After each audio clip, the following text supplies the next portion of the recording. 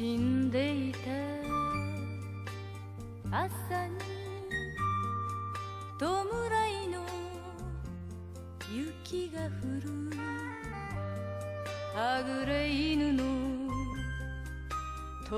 吠え下駄の音きしむ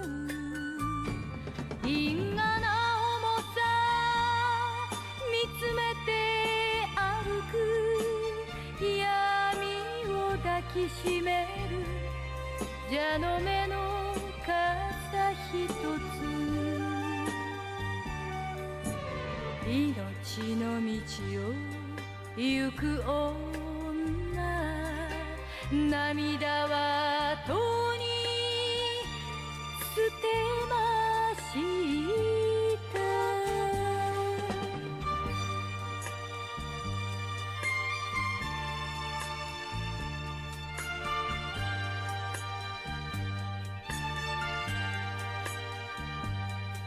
振り向いた川に遠ざかる旅の日がいてた鶴は動かず泣いた雨と風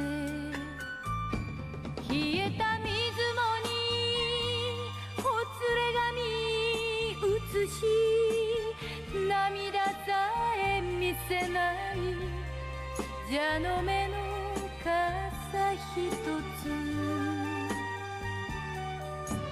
恨みの道を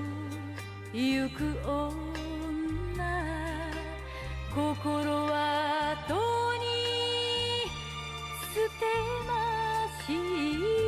た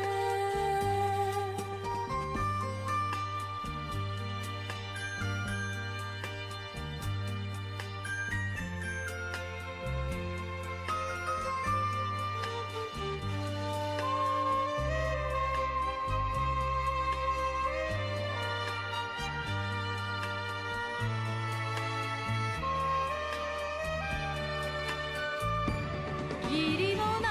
けも涙も夢も昨日も明日も縁